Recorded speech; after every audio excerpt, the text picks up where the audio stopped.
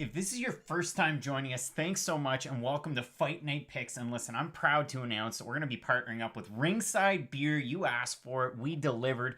And with the help of Ringside Beer, we're going to be able to give you 25% off on their site. It's ringsidebeer.com. They've got great shirts. They've got some neat accessories, some posters, some awesome tap handles. So if you want to get into the fights, make sure you check it out. ringsidebeerstore.com. Enter the promo code FNP at checkout. They're going to give you 25% off your order today. Honestly, couldn't be more excited about this partnership. Really looking forward to the fights. Make sure you check out their Instagram as well for some more info on the fights this weekend. Check them out there. Get into the fights. And as always, use that promo code FNP for 25% off your order today. And without further ado, let's get into it.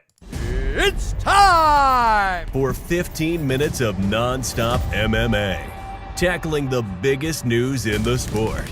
Head into the chat and let us know how you feel. Live from Fredericton, New Brunswick, Canada, here's your host, Craig Allen. Ooh, and just like that, we're getting ready for another episode of Fight Night Picks Kicks. Again, if this is the first time that you joined us, I'm Craig Allen. You can find me on Twitter and Instagram at Craig Allen FNP. I did the Ringside promo. Those top handles are actually really cool. I'm going to put those away. But really looking forward to this entire card. We got a busy slate ahead of us. I see over in the chat, Joe saying thoughts on the day fight. We'll get into it. So if this is the first time that you're joining Fight Night Picks Kicks, A, really appreciate it. B, what we're going to do in the show, we're going to attack this card from a lot of different angles. We're going to go through every single fight. We're going to offer up some of our final picks if you missed them during the week. And I'm going to try my best to get into the chat and answer your questions as we roll through another busy week of fights. So if we have a look at this one, plenty of prelims. You get 8 in total on the card, starting off at bantamweight between Martin Day and Davey Grant. You got Carol Rosa taking on Vanessa Mello at bantamweight. You also have a really interesting one between Raulian Paiva and Zhalgas Zhumagulov. I'm going to get into that one in quite a bit of detail. I think that's a really important one at 25. Then you've got Marcin Tybura taking on the incoming PFL fighter, Maxim Grishin. That's a really interesting one. I know not a lot of people are going with the pick that I have. Odds makers are, though. Looking up on top of that, you've got Leonardo Santos taking on Roman Bogatov. That's another interesting one for you. You've got Makwan Amirkhani taking on Danny Henry. That's one that might fly under the radar, but it could be a grapple fest. You're not going to want to miss that one. And then we have Zaleski dos Santos, Muslim Salikhov, as well as Volkan Oezdemir and Jiri Prochazka. So a lot of great fights coming up on this card. A lot of fights that you're not going to want to miss. So Trovelin saying, super excited for the fights. Just want to let you know that Ariel and the bad guy is now on. Oh, well, I really appreciate that, Trovelin. That means a lot. And yeah, I mean, Stanley saying that Petr Yan's going to get knocked out by Jose Aldo. So kind of crazy stuff to see there. Let your picks roll in, and we'll go through them as we continue on. Safe Easy saying Usman, Volkanovski, Thug Rose, and Ribas. Good picks. I think those are pretty good ones. Sean Peters thinking Henry's going to be able to get it done. We'll see what happens there, but it should be a really good card. I mean, overall, what are you thinking on this one? Do you think name value-wise it makes a lot of sense to have that A grade? I know out of over 700 votes in our community tab, a lot of people looking forward to this one, giving it a pretty good grade. And I noticed their stream's kind of going a little downhill here, so we'll monitor that one as we continue. Danny D saying any sleeper fights. Well, I'm going to have a look over at best fight odds. That's typically where we go. And if you look at the total line movement, the biggest movement in the line, the Ribas Paige VanZant fight, 38% difference favoring Amanda Ribas since we got the opening line. Carol Rose is next at 22%. And then you have Tybura at 18 and Makwan Amirkhani at 17. So that's kind of where the money's going this week. The really interesting one, though, is if you're looking at Masvidal and Kamaru Usman. The line shifted in terms of 2% for Masvidal and Usman at 6%, which is interesting because from what we've all heard and from what we've seen online, everybody's putting their money on Jorge Masvidal here. That's where the majority of the bets are going. So it's interesting to see that. I think overall, in terms of this being a really high-level card, it definitely delivers. It's got that A-grade name value, and it's one that you're not going to want to miss out on. So looking forward to it. Let's rip right down through these prelims. Martin Day, Davey Grant. Great one there. You got Martin Day, who's a really good stand-up fighter, had a tough loss in his debut. It was a split decision loss to Liu Ping Wang. If you look over at Davey Grant, he's been in the UFC forever, and you'd recognize that name value. And he trains with a lot of high-level guys, but the trouble is, in his fights, and I talked about it in our prediction, the fact that kind of like, the 35 equivalent of Ryan Hall, if you turn the volume down a little bit, you're going to see stance switches, you're going to see good striking, you're going to see good grappling and some decent takedowns. But are they UFC caliber? Is he one of those fighters where you saw, Ronda Rousey? Ronda Rousey forever, judo, and able to beat everybody, and then it just didn't work, where she wasn't progressing as a fighter as much. Is Davey Grant stuck in that bubble? Or is he just taking on really good competition? So in that one, going with Martin Day, really good striking, uses his length incredibly well, and good kickboxing overall. He's a favorite in this one, coming in around a -150, opened as a -110. So you see the odds kind of shifting in his favor. If we head into the chat again, Joe Manfredi joining in, thinking it's an A. Go out on a limb saying it's an A+. I agree with you there. I think that's a really good one and a good pick. Twin City saying Jorge, Max, Aldo, and Rose. I disagree with you, but we'll get into it. Martial arts fans saying Tybura should get the win. That's the thing. I think Tybura is going to get the win. Carlos Mendez saying, what's my opinion of Jiri Prochazka? Everybody that's in the comments underneath that video for Volkan Oezdemir, and I see the money's going towards Oezdemir right now in the last day and a half. But the interesting thing with that fight is the fact that Jiri Prochazka, people are saying, well, he didn't fight the highest level competition. I mean, for me, Brandon Halsey and Jay Kuhn, good wins, really good wins. He avenges his last loss being a knockout to King Mo and finishes him. And then his other two, Fabio Maldonado, not that great. CB Holloway, blown up middleweight. Was he really a light heavyweight? Not so much. But there's a lot that you can tell from those fights. And for that reason, I think Jiri Prochazka, yeah, you could have given him, tougher competition, or maybe should have been in the UFC a little bit sooner. But I think grooming a guy like that on the regional scene, giving him a taste of, big events, big crowds, this and that, it's going to help him out a lot. And I mean, you see it every now and again. Like, there's fighters that I can think of. Ian Heinisch from LFA, having a lot of success right now. Brennan Allen's another guy from the same promotion that's really working things out in the UFC and doing incredibly well. But sometimes you'll get the flip side of that. You'll get people coming in from like KSW, former champ Ariane Lipski. I know she signed a second contract in the UFC. It hasn't gone as well.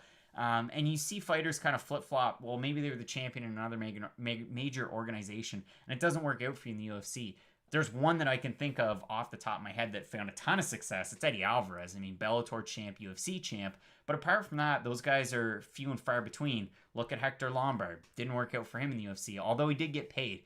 So in this one, I think it's a really interesting one. I mean, Kay's saying, think Yuri's going to get knocked out. I don't think he's going to get knocked out. I think if anything, Volkan Oezdemir is going to win a decision, and it could end up as a boring fight if that's the way that it goes, or you get no time. But I don't think that's the way that we're going to get it. Davi is saying, fight of the night pick. That's a great question. If I could pick a fight of the night off of this card, I think it's probably going to come from your 3 title fights. I know Oezdemir Prochazka, that's a good one. My favorite fight on the card, no word of a lie, is Leonardo Santos, Ali Bagov. That's a good one just because I'm the guy that's always shouting Leonardo Santos' name off the top of the roof. You can find the article that I did. It's called 3 Stats and an Odd for UFC 251, where I dissected this card in great detail while Kamaru, Usman, and Gilbert Burns was still the main event. But still, talked a lot about Leonardo Santos and the fact that 40 years old, which is wild at lightweight, but he spaces fights out, and he fights Adriano Martins. That's a tough fight for anybody. Like, if you looked at Martins so far in the UFC, he fought really, really high level competition, won some and lost some, but still. So Santos gets a split decision win there, takes a lot of time off, comes back in, fights Stevie Ray, who's surging at a certain point. I mean, he's had a great fight against Michael Johnson, if you remember, Jason Ayari in Moncton, New Brunswick, Canada. But Santos comes in and knocks him out in the first round. Like, this guy is such a wild card. You never know what you're going to get. His jiu-jitsu is second to none, 4th degree black belt in jiu-jitsu. And the thing with Bogatov, for some reason thinking Ali Bagov, but with Roman Bogatov, M1 global champ at lightweight. And the thing that he does really well is he goes in there, he pushes the pace, he throws really wild shots. Like, we talk about it a lot here, where if you're technical and you can land your punches at a high rate of accuracy, you're typically more often than not going to win when compared to somebody that just goes in there and throws caution to the wind looping shots. Like a guy like Justin Gaethje 1.0 or 0.5 before he became 1.0, before he came 2.0 against Tony Ferguson. So for me, Bogatov, he throws these big looping shots. He goes in for the takedown, and once he's on top, he's great. But if you're on top of Santos, you're probably going to get choked out. So those are some of the things that you have to worry about with a guy like Bogatov taking on Santos. So if I can flip back for a second, taking Martin Day to beat Davey Grant. I see martial arts fans saying Santos has great stand-up too. I agree with you. Manny Lopez saying Santos, Piota, Amir Khani, and Tybura. You're taking Oscar Piota? Why are you taking Oscar Piota? He's not on this card. That's a crazy pick. I think you're going with, somebody else. You must be going with somebody up at the top. Sean Adler's saying I suck. You dropped $100 on Sean Woodson, and you know how that went. Well, Sean put money on Sean. You put $100 on a guy that was a huge favorite, and we picked the big favorite, and Julian Rosa coming in on short notice. Big win for Julian Rosa. Interesting one nonetheless, and condolences, Sean. Apologies for that, but thanks for tuning in. So let's go back. So Martin Day beating Davey Grant. And then we move into Carol Rosa taking on Vanessa Melo. Vanessa Melo missed weight again. She's missed weight 3 times in 3 UFC fights. It just hasn't gone right for her. And that aside, I didn't have her to beat Carol Rosa. I talked about it at the start, the fact that the odds started to shift in terms of Carol Rosa becoming an overwhelming favorite. And for all of those reasons, Carol Rosa took on top competition on the regional scene. I mean, yeah, there's some wins and some losses and some bumps in the record. But if you really look into it, I mean, let's see. A loss to Melissa Gatto, who we're supposed to have in the UFC. It's taken some time. A loss to Larissa Pacheco, who ended up competing with the PFL at the end of their lightweight tournament against Kayla Harrison. Now, she fought Kayla Harrison twice, lost both times, but had a win over Sarah Kaufman to get there. So that's pretty important. And a good fighter and a recognizable fighter. The other loss to Giselle Mohea, who she ended up beating by third-round knockout later on in her career in 2019. And she won her UFC debut as well over Laura Procopia. So for a lot of different reasons, going to go with Brazil's, and you can't go wrong because there's a lot of Brazilian. But yeah, going to be going with Carol Rosa in that one. Your next one. So, Raulian Paiva, Zhalgas Zhumagulov. You look at this one, and I'm going to say this now. So, Prochazka taking on Oezdemir, Prochazka the rising champ. You've got Santos and Bogatov M1 champ. And then Zhalgas Zhumagulov rounds this card out as the other champions. Zhalgas Zhumagulov, Fight Nights Global flyweight champ. And you're not going to find a lot of different guys from the regional scene that come in here and have an opportunity to make a big impact against a guy like Raulian Paiva. And also with Zhumagulov, it's tough to find fighters that fight on the regional scene at 25 that get an opportunity to fight really good competition. And for Zhumagulov, that's what he got. So that was a really roundabout way to get to where I am. But you look at his last few fights. He fought Tyson Nam. He beat him. To me, Tyson Nam is a more refined version of Raulian Paiva.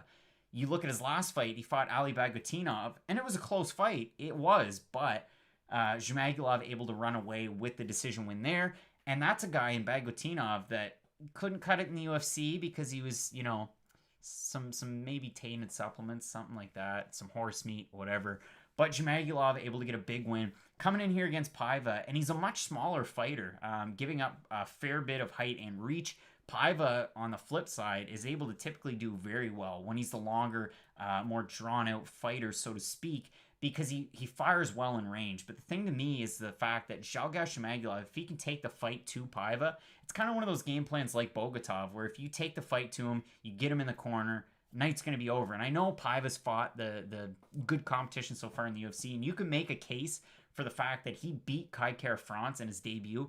I just don't see it that way. It's a shame in the Bontarine fight that his eyebrow blew up, and then after that, so on and so forth. But yeah, going to go with Zhalgas Zhumagulov, and I'm really looking forward to that one. So let's head back into the chat. I know everybody's talking about the fight between Max Holloway and Alexander Volkanovski. That's a great one. Yeah, it's going to be weird. And martial arts fans saying Paiva missed weight as well. Yes, he did. I think that's one of those ones this year, missing weight. Has it been good? Has it been bad? It's been a little different without a crowd. That's one of those ones that might favor Paiva in this one, so be careful with that pick. But I'm going to stick with Kazakhstan's own Zhalgas Zhumagulov. So your next one, Marcin Tybura and Maxim Grishin. I was on Sherdog Radio this week on the roundtable with Keith Schillen and Ben Duffy and had the chance to preview the entire card. And both guys sided with Maxim Grishin, and I went with Tybura. And I picked Tybura last week when we first made our picks. And when we made our picks, this fight had just been announced because Marcin Tybura was getting ready for Alexander Romanov, who originally tested positive for coronavirus, but I believe it was a false positive, if I'm not mistaken. So that was kind of interesting. But if you look at this one in terms of overall parts, Marcin Tybura beats the guys that he should beat and loses to the guys that he should lose to, with the exception of Derek Lewis. Because, man, he was beating Derek Lewis until he got knocked out. He was all over him, taking him down, this and that. And say what you will about Derek Lewis, but his takedown defense isn't that bad, and he can always pop back up to his feet. And Tybura was doing quite well until he got knocked out. So, Maxim Grishin on the flip side, he's fought wrestlers in the past. He fought a really good guy in his last couple, and I say last couple, but with PFL he was undefeated, and he fought Jordan Johnson, a guy that I was really high on when he was with the UFC. Decided to go over there, opportunity at the money, undefeated fighter. Grishin takes the O. Then they fight again closer on to the end of the season. It ends up as a draw. But the things that I learned out of Maxim Grishin and watching his fights, he has a ton of experience. He's 37-2, but the problem is he does things well. He kicks, and this is the thing that a lot of people are going to tell you. Maxim Grishin will kick and kick and kick, and he throws good body kicks and he throws good leg kicks, but when he kicks, he recoils. He'll throw the kick, and he doesn't fully commit to it, and he did that against Johnson, who's a good wrestler, but Jordan Johnson's not a big 205er. Now he's moving up on short notice to fight at heavyweight against Marcin Tybura, and if you give him an inch, he's going to take it, and he's going to take you down. And it's just going to be rinse and repeat in a boring fight. So that's the way that I see that one. I know there's a lot of people saying Grishin's going to be able to get it done. I'm going with Marcin Tybura. Like to know your thoughts on that fight because it's a back and forth. Leonardo Santos and Roman Bogatov. Kind of went over that one a little bit earlier, but keeping the pick with the Brazilian. This guy is has had the weirdest career in the UFC. Like, wins over Efrain Escudero. He submitted Anthony Rocco Martin. He knocked out Kevin Lee 5 years ago, which is kind of crazy. The Martins win. He had a draw against Norman Park, who I believe is fighting right now with KSW. He missed weight, and they gave him a lot of extra time against Mateus Gamrot. That's a really good fight. Wish I could be covering that one as well. But yeah, going with Leonardo Santos, who made his pro debut in 2002 against none other than the Fireball kid, Takanori Gomi, who was 10-0, fighting over with Shuto. Crazy stuff there. The next fight, Amir Khani and Danny Henry. I've seen this one go back and forth. For me, Danny Henry, though, it's tough. It's tough if you're going to try and make a case for me that Danny Henry could win this fight because big guy for the division, so I'll say that one. He can push the pace, but Makwan Amir Khani's not terrible off of his back foot. And if you wanted to counter my argument right there by saying the fact that Makwan Amir Khani got whatever you want to say, he got swept, he got beat up, on and on by Shane Burgos. There were moments there that he had in that fight, and he was still giving it his all. So in this one, it comes down to two things. Can Danny Henry push the pace and land a power shot? I don't really think we're going to see that one.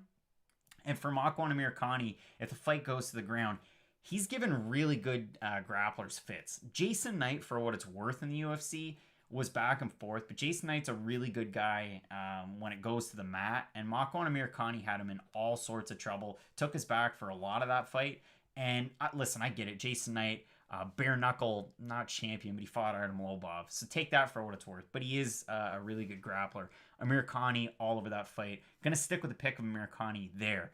Then we move into the wildest fight of the night, if you take it for, style points and name value.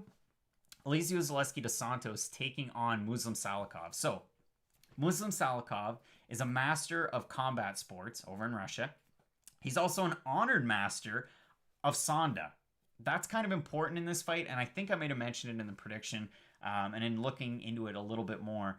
Elizeu Zaleski dos Santos, his last loss, that Li Jingliang fight, was crazy. I mean, he got knocked out. It wasn't a good one. He comes back, fights Alexei Kunchenko, and fought a more complete fight. He was able to get the takedowns. His striking was half decent. Kind of went at 70%. Didn't go balls to the wall. Will we get that in this fight? So are we going to get 70% out of each guy because they're going to be tentative and hesitant, and they're not going to use the King of Kung Fu or the Capoeira nicknames in this one? I don't know. It makes for an interesting fight on paper. And if we get 100% of both of them, I think Muslim Salikhov wins, which is kind of crazy. A guy that's 16-2, he's 36 years old. But if you look at it so far in the UFC, before the UFC, had that wild fight against Melvin Guillard that got him recognized, that got him into the company. Then he loses to Alex Garcia. It's hard to have a good fight against Alex Garcia because, I mean, his wrestling was good. He was that typical wrestler that would bring you down, go for the head and arm choke, and just rinse and repeat, rinse and repeat. You know, since then, big win over Ricky Rainey. All right, what do I get out of that? Then he just keeps winning and winning. And in his last fight, he looked amazing. So if we get 100% out of both of these guys, yes, Zaleski could very well take him down, but you always have to worry about Muslim Salikhov. So keep that in your back pocket. MMA picks saying, I just watched KSW. It was a great event. MMA picks. Who won the main event? Did Park win? Did Gamrot win? I need to know. So our featured prelim, and I've talked about it in a couple of different ways. So Jiri Prochazka fought good competition with Rizin. Not the best, not UFC caliber, but as good as you're going to get. And I say UFC caliber, and Kick's good saying you guys on Salikhov. Yeah, I'm going to stick with the pick on Muslim Salikhov in that fight. If you look at it, though, for Jiri Prochazka, that's a pretty good university education to have in your last 5 fights, and I'll go over them. Jay Kuhn, Gamrot won. Ooh, Norman Park, spitting fire, but losing the fight. So if we look at that one, Prochazka, Oezdemir.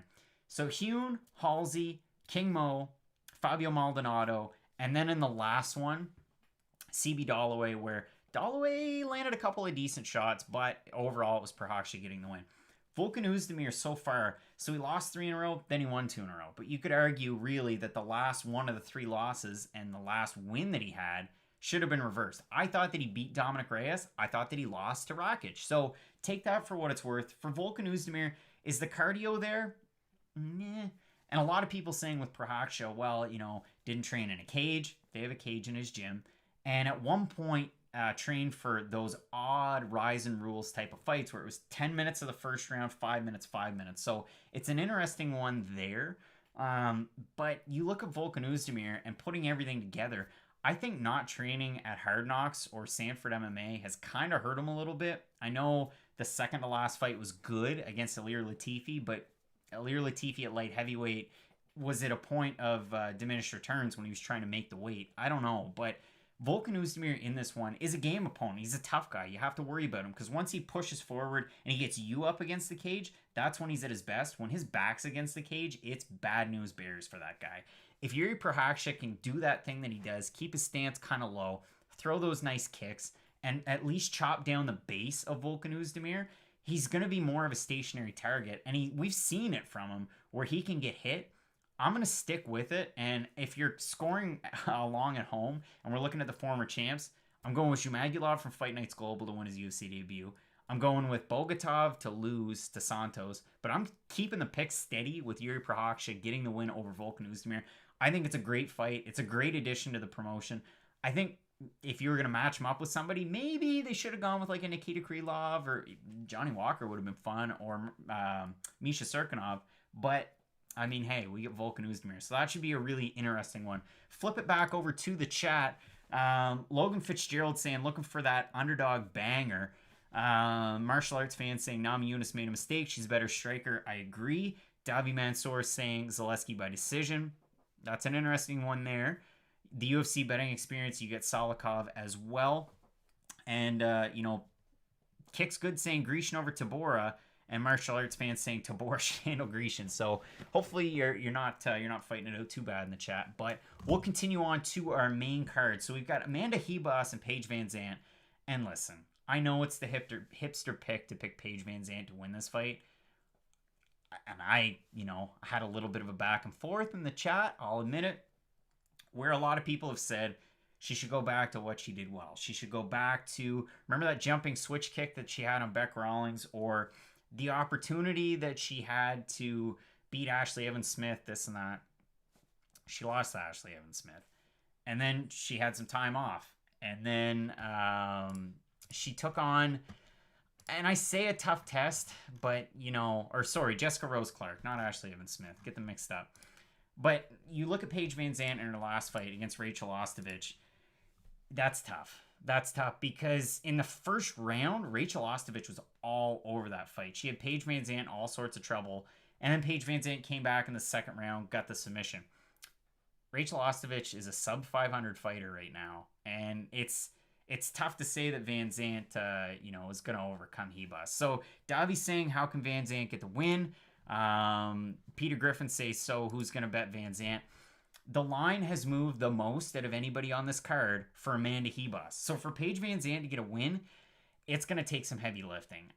Chop down the base, like I said about the fight between Oezdemir and Prochazka, kind of the same thing. If VanZant's able to get her hands going, but she's not the type of fighter that's going to land these 3-4 punch combinations, end it with a kick, threaten the takedown, change the levels. She's a lot more one-dimensional than that so far. Maybe if I was in Portland and I got to see, some of her grappling, maybe that would change my mind. Amanda Ribas is good all over the place. Her kicks are great. She can land combinations. She can push the pace. I mean, the win over Mackenzie Dern to me is a lot more important than a win over VanZant, and she absolutely owned that fight. She wasn't afraid of grappling with Mackenzie Dern. And you can say this. You can say, hey, well, Mackenzie Dern hasn't been that great in the UFC. It's been a mixed bag. She had a good win over Hannah Cifers not that long ago. Martial arts fans saying VanZant by sub. That's the only way that she could win, and I don't see her winning that way. If Mackenzie Dern can't submit Amanda Ribas, and Ribas is playing into Mackenzie Dern's game, like, I can't give Mackenzie Dern enough credit about how good of a grappler she is outside of MMA. She's one of the best in the world. So you bring that into the cage, and that's that one thing they have to worry about. And Amanda Ribas is going to play that game. She's going to go for those judo throws, those head and arm throws. She can push the pace. She can push you around. And I get it. She's typically fighting at 15, moving up to 25. It's one of those cases for both of these fighters. VanZant's not the biggest flyweight either. Amanda Ribas is going to run away with this fight. And if you want a lock of the night, Amanda Ribas all day. If you want a lock of the night for next Wednesday, I put the videos out at 3 o'clock this morning because I was feeling funky, I guess.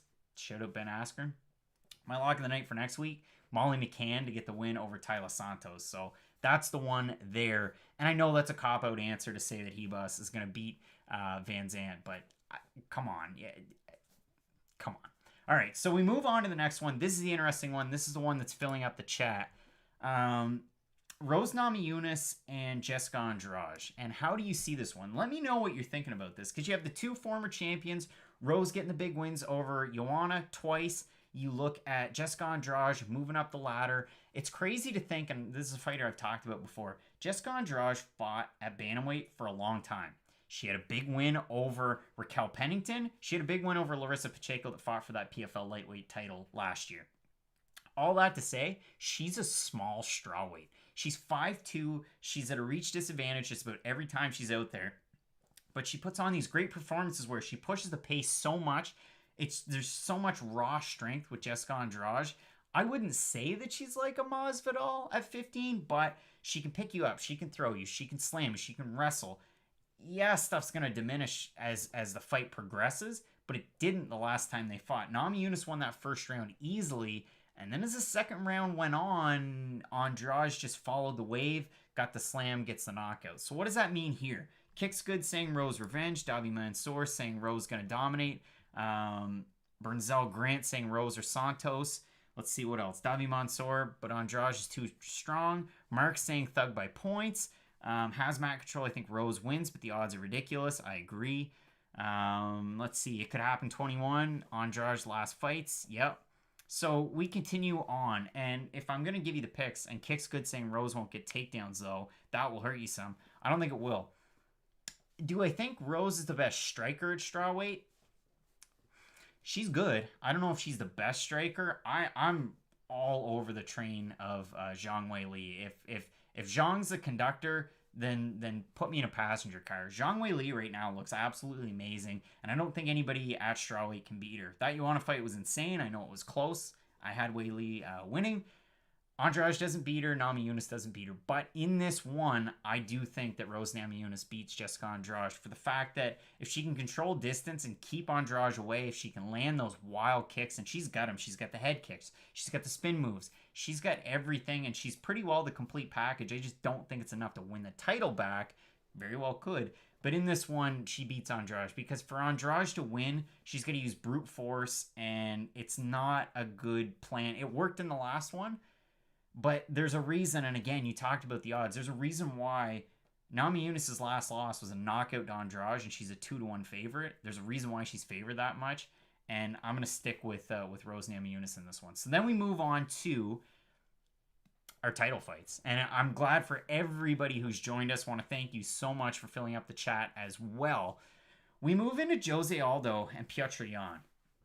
Interesting fight.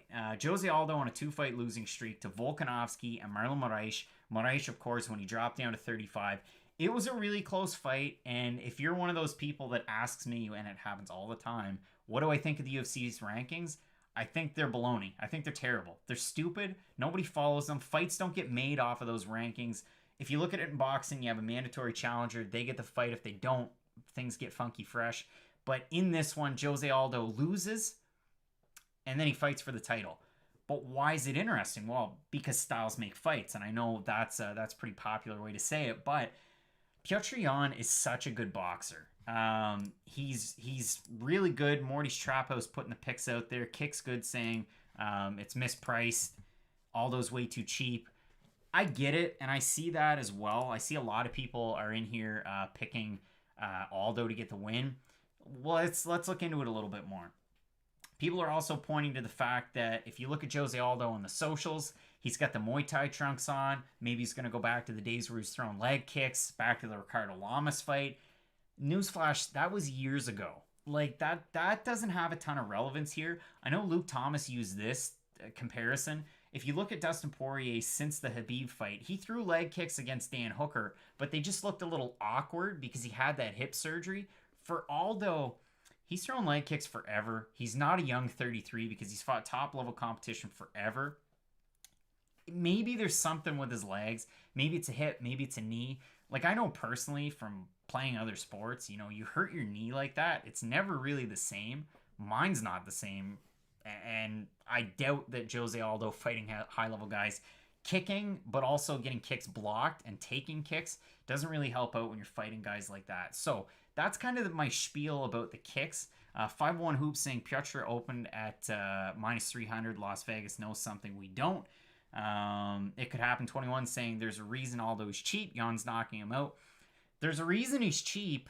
It's because he lost 2 fights in a row. I think that's a big thing. Joe saying, do I think Jan Aldo goes the distance? If it goes the distance, or if it's a finish, it's going to favor Petr Yan. So let's talk about Petr Yan here.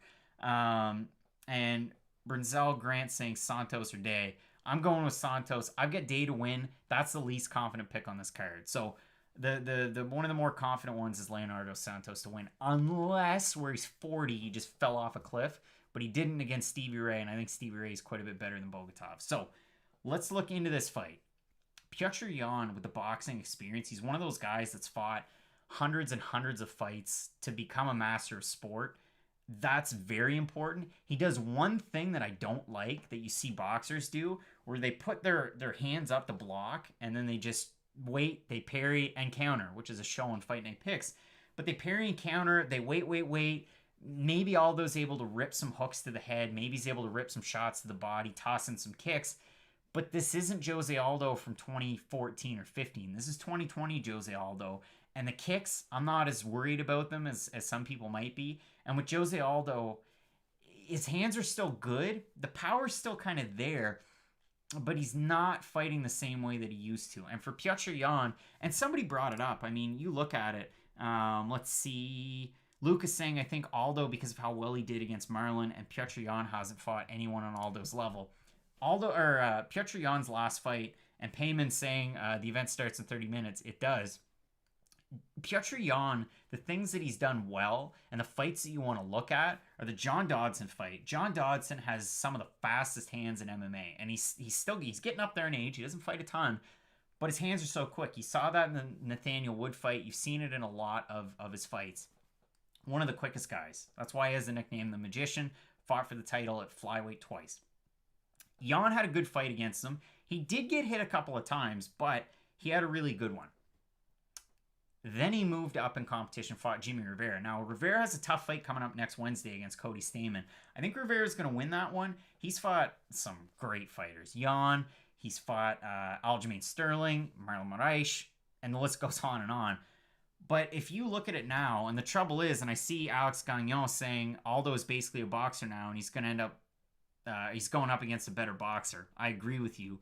Brandon's saying Santos versus Bogatov, going with Santos. And Tristan, do you think that Zhumagulov will win now that Paiva's missed weight? That's a tough one. If there's two that I'm hesitant on, it's Zhalgas Zhumagulov, who I picked to win, and Martin Day. Those are the two least confident on this card. Petr beating Jose Aldo, fairly confident in that one. I know the odds favor him quite a bit. If you look over at best fight odds in terms of line movement, that one hasn't moved that much since it opened at about 5%. But an overwhelming majority going with Petr to get the win. Let me see here. I mean, 46% going with decision, finish. 25% saying he's going to win by decision, and it's a big percentage of people that are going with Petr to win that fight.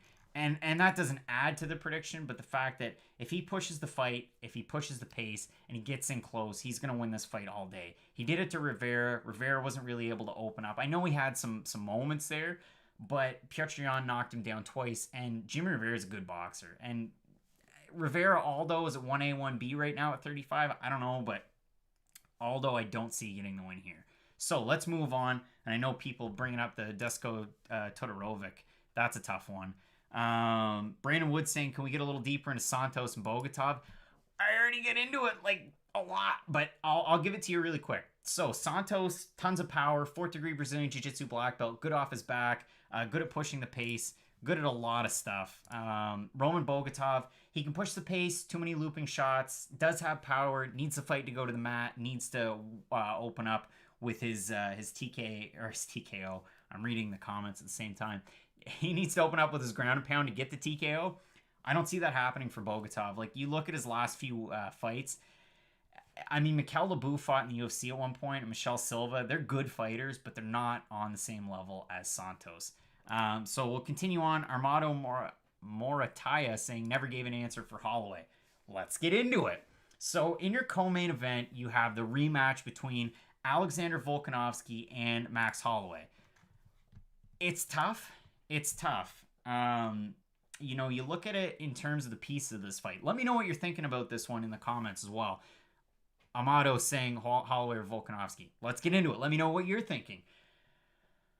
The thing is, did Max Holloway really train on Zoom for this one, or is he trying to be cool and not really give it away that he trained at his gym because he doesn't want to get in trouble with everybody in Hawaii? I don't know, and the same could be said for Martin Day, same camps. But you look at their first fight, and what does Max Holloway do well? He boxes great. If we go way back, let's go back 4, 5, 6 years.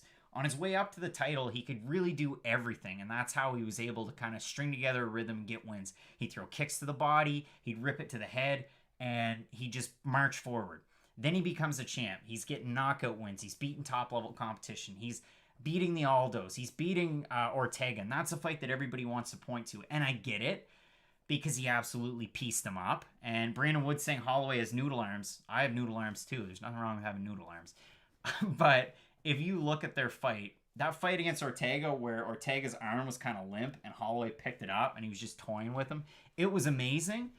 But he's been through wars. So if we look at this fight right here, and we go through, their last 5 in competition, Max Holloway was fighting Jose Aldo, knocked him out 2 years, 7 months ago, knocks out Brian Ortega, or wins by TKO, loses to Poirier, and takes a lot of damage at 55 on somewhat of the short notice. Had that fight that was supposed to happen against Khabib, UFC 223, where he missed the weight. That was kind of scary at one point. Beats Frankie Edgar. That meant nothing because Edgar beat Cub Swanson to get that shot. And again, I understand why he got the shot, because the fight against Ortega, he took it on short notice. He lost, so they kind of threw him a bone. But Holloway won that one convincingly. And then he lost to Volkanovski. The trouble is, and I get it, Hazmat Control saying, is Max getting underestimated here? I don't think so. I think a lot of people are sleeping on Alexander Volkanovski as to how good he is, because he had the opportunity to not mature, but to gain such a level of experience on the regional scene, come into the UFC, and he's looked amazing since. And if we go back 5 fights, 2 years and 5 months, so in about the same span as Holloway's been fighting the Aldos, the Ortegas, the Poiriers, Volkanovski comes in and beats Junior Bacon Cheeseburger, JBC, Jeremy Kennedy. I'm never going to stop calling him that one, fellow Canadian. Beat the brakes off him. And Jeremy Kennedy, it's tough to have a good fight against him. Volkanovski beat him soundly. Then he beat Darren Elkins. That was about 2 years ago.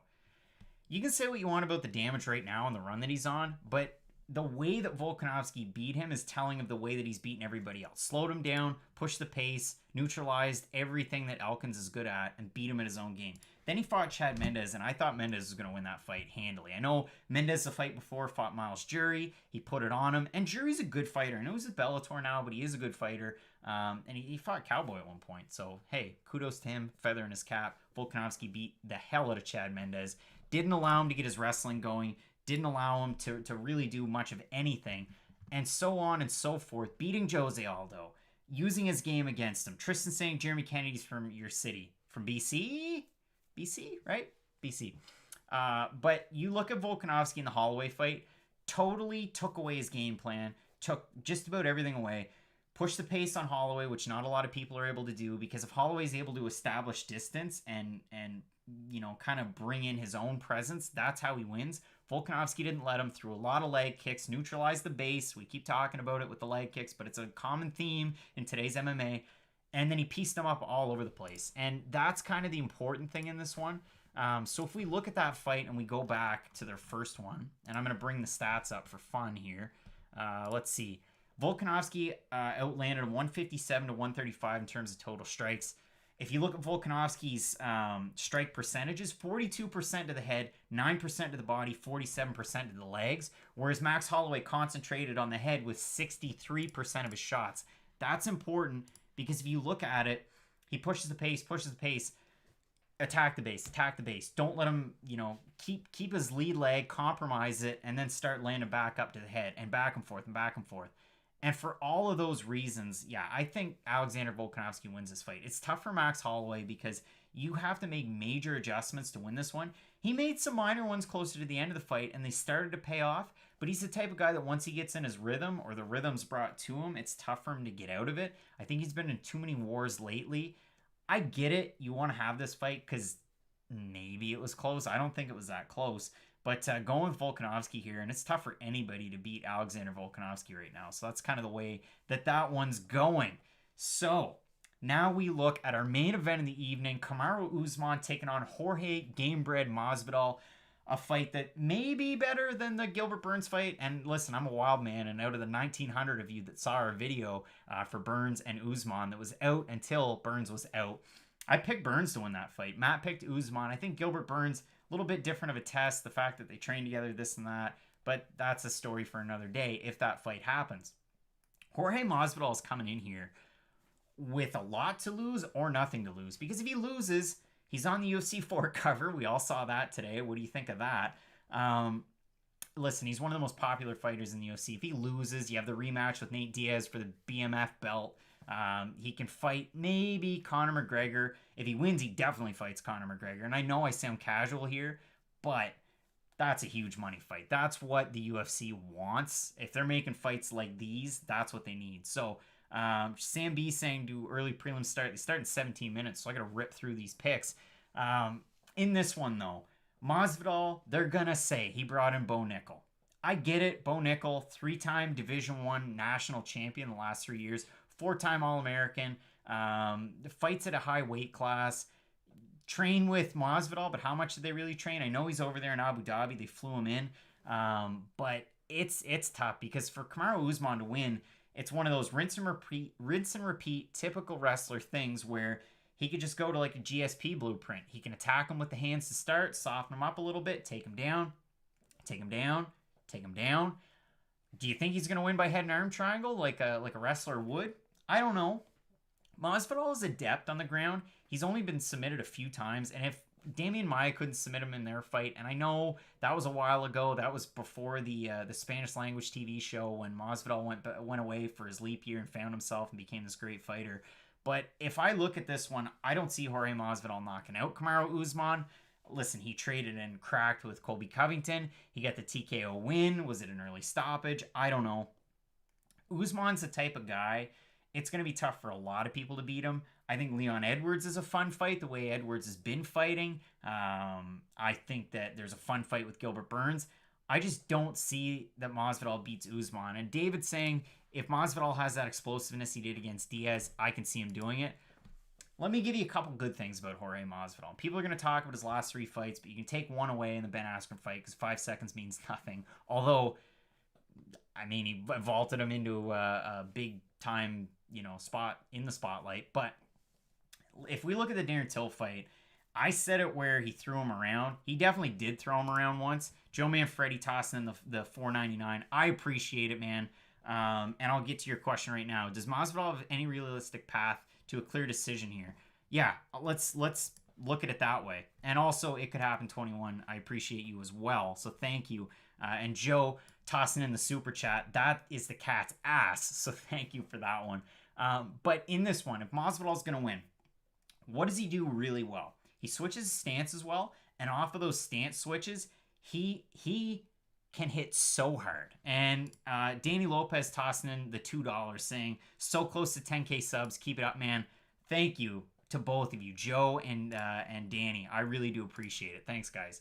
So Masvidal in the Till fight, when he landed that power shot, he threw the right kick, switched stances midair, and threw the left that knocked him down, finished it off. And if we look at the Diaz fight, it was one of those ones where it wasn't death by 1,000 cuts like you see some guys do, the volume strikers, but he did land a lot of volume, and that's partially the reason Nate Diaz had the Mike Tyson tattoo as his cuts, and they had to end it. It was power shots. It was stance switches. He was a bigger, stronger fighter in the octagon. He could do a lot of what he wanted. He wouldn't play that game ground with Nate Diaz, but rarely anybody will. I mean, Nate Diaz at one point submitted Takanori Gomi, and I've talked about Gomi a lot here, more than Gomi's probably talked about all day, but that was an important one because Gomi, for what it was worth, was a great fighter on the ground, and Nate Diaz looked amazing in that fight. His boxing was great, his jiu-jitsu was great, but that was so long ago. So when Masvidal fought Diaz, it had been a long time. Diaz had been off for a long time. It was a good win, but still, it didn't mean a whole lot. For Masvidal in this fight, what's he really good at? He's good at stance switches. He can power punch. He's good in the clinch. He's even good with his back up against the cage. He can throw those great forearms, those great elbows, and he throws a really good body kick. And his leg kicks are good too, but his body kick's great because he keeps the high Muay Thai stance. Now I unfocus my camera, and it probably, there we go, now I get it back. He does this thing where he keeps his hands high, he plants his left foot, and he throws that hot and heavy kick to the body, and it lands hard, and it cracks. You could break a tree with that one. I mean, he's Bangkok ready. He's Jorge Gurgel ready, but he's Jorge Masvidal. So those are kind of the things that Masvidal does well. The trouble with all of that. So the kicks could be good. Usman, you've heard about it. He talked about it on Joe Rogan where he walks backwards downstairs sometimes. His knees are bad.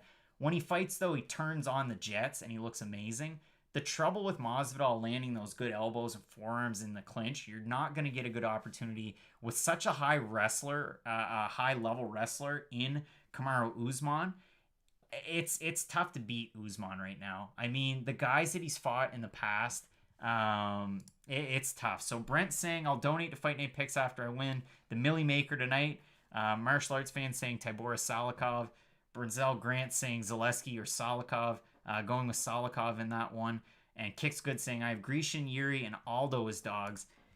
In terms of your 3 underdog picks, I have Jiri as well. Grecian's a tough one for me. And then if you look over at Aldo, he's a shot, but I don't see it. So, whole card, let's go back through it. We get about 12 minutes before the prelims start. One of the best cards you're going to have all summer. I really appreciate everybody hopping into the chat, the super chats. from the real ones in Danny Lopez and Joe Manfredi. I appreciate you. And everybody for tuning in with Fight Night Picks. We're going through a wild time right now, and there's a lot of people joining us, so I certainly appreciate it. And tomorrow, too, we'll have recaps for the fights, so make sure you check those out. Cam Bam MMA, you've got, my dad, John Franklin, and you've also got Hot Take Kate, so make sure you check those out. Let's whip back through this one. Let me know what your most confident picks are here. I know the UFC betting experience saying 3-piece and soda. Tristan saying you said Volkan. I don't think I said Volkan. I'm taking Prochazka in that one for sure. Sorry about that. So let's get into it. That's the tagline. All right. Martin Day to beat Davy Grant. Carol Rosa besting Vanessa Mello, even though she missed weight. Going with Zhalgas Zhumagulov to get the win over Paiva. Going with Marcin Tybura over Grecian. Going to go Leonardo Santos over Roman Bogatov. Makwan Amirkhani over Danny Henry. Muslim Salikhov over Zaleski. Also have Jiri Prochazka to get the win over Volkan Oezdemir. I've got Amanda Ribas overwhelmingly to beat Paige VanZant. I don't think that one's close. That's such a weird fight to even have here. That's like when Mickey Gall fought CM Punk and you knew what was going to happen. Got Rose Namajunas to beat Jessica Andrade.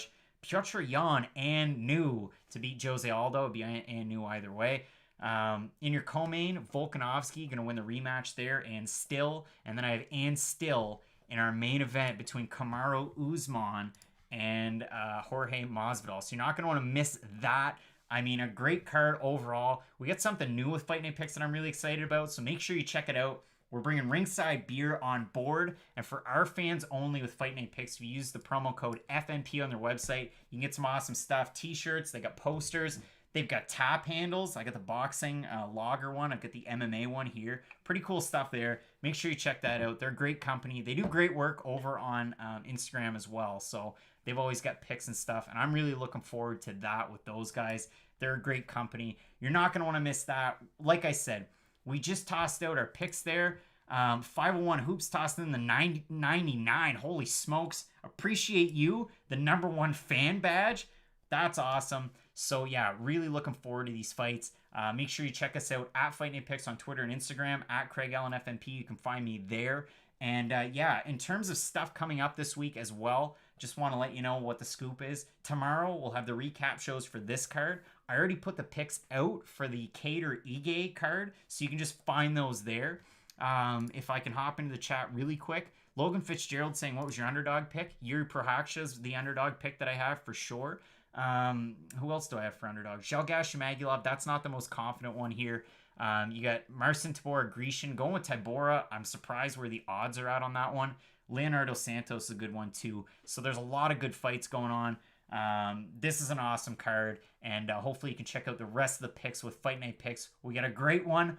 Hopefully you enjoy it. UFC 251, and yeah, we'll catch you again next week with Fight Night Picks !kicks. As we always say, let's get into it. It's time For 15 minutes of non-stop MMA, tackling the biggest news in the sport. Head into the chat and let us know how you feel. Live from Fredericton, New Brunswick, Canada, here's your host, Craig Allen.